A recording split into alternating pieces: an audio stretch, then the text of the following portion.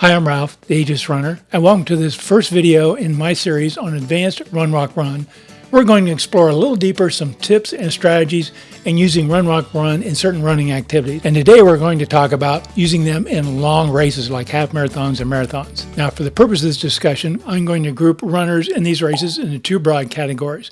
The first category, the first group, are those runners who care about time. In other words, they want to finish this race in a certain amount of time. Either there's a race cutoff, or they have their personal objective, or they want to try and do a PR, get a new personal record. That's group one. Group two are those who don't care about time, those whose main objective is to run the race and finish it. That's kind of where I usually fall in. And we're going to talk about pace, we're going to talk about run-walk ratio, and we're going to talk about strategies to implement those in both those groups in these long races. So let's start with pace, because that certainly is important to those of you in group one, those of you who want to finish and achieve a certain time objective. And if you haven't done one yet, and now's the time to do Jeff Galloway's Magic Mile. Now, this video is not about how to do Run Walk Run, so if you're not familiar with it, I'll put some links down below to explore it. But one thing that Jeff does, he has this race prediction tool called the Magic Mile, where you run a mile, and based on the time results, he has a prediction on what your pace would be for a half marathon or a marathon, and some other race distances also. So it's very easy to do. Do a warm-up and then run a mile. You got to time yourself and know a mile,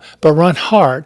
It's not an easy pace. It's not a sprint, but you need to push yourself. You need to tax yourself, but you want to make sure you finish. Now, it's also okay to do run walk during this Magic Mile, but when you walk hard, power walk fast, and run fast. And when you get all done, see what your time is. And what Jeff has come up with based on his observations of hundreds, if not thousands of runners, is take your time and multiply it by 1.2 if you're doing a half marathon. And if you're doing a marathon, multiply that time by 1.3. So for example, if your Magic Mile time was 10 minutes, Jeff would predict that your half marathon pace would be roughly 12 minutes and your marathon pace would be 13 minutes. So those are certainly good starting points, but you're going to want to practice those in your long run, see if how those paces feel for you.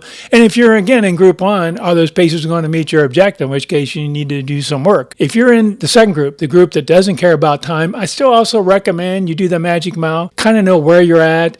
Is your pacing for that race going to be sufficient? You don't want to be out there when all the race people are gone. You're last on the trail and the crickets are chirping at night and you're still out there and everybody's gone. You want to make sure you can finish in a reasonable amount of time. So I'd recommend you also do the Magic Mile, but certainly those of you in group one, do the Magic Mile. Now, besides pace, the other distinction between these two groups that I want to make is run-walk ratio. And again, that ratio is simply run time divided by walk time. So if you run for a minute and walk for 15 seconds, that's a 4-to-1 ratio. And I think if you're in group, I'm going to start with group two first. Those of you who don't care about time, that you just want to finish. For you guys, for you people, you really want to conserve your energy. You want to make sure you don't, fade out or hit the wall too early, because you want to finish the race. That's your main objective, and that's a great objective. That's a great accomplishment. So for those of you in group two, I would recommend keeping your run-walk ratio no higher than 4-to-1. Once you get over 4-to-1, you start getting into an area where your running time is greatly exceeding your walking time, and you run your risk of expending too much energy,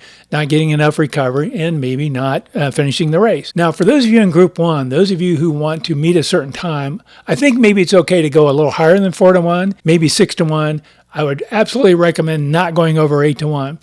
And the reason is, again, the higher you go in the ratio, you get some improvement in pace, but not as much as you think, but you get a lot of degradation in your energy level. Hey, if you're enjoying this video, please consider liking and subscribing. Thank you so much. For example, if you go from a 4-to-1 ratio to an 8-to-1 ratio, just doing the math, your overall pace will improve by 31 seconds. So think of it this way, 31 seconds may sound like a lot improvement in pace, but if you're running a 10-minute pace overall, a 31-second improvement is only a 5%. So it's not a lot. And it's even worse if you want to go from 8-to-1 to 16-to-1, double it again.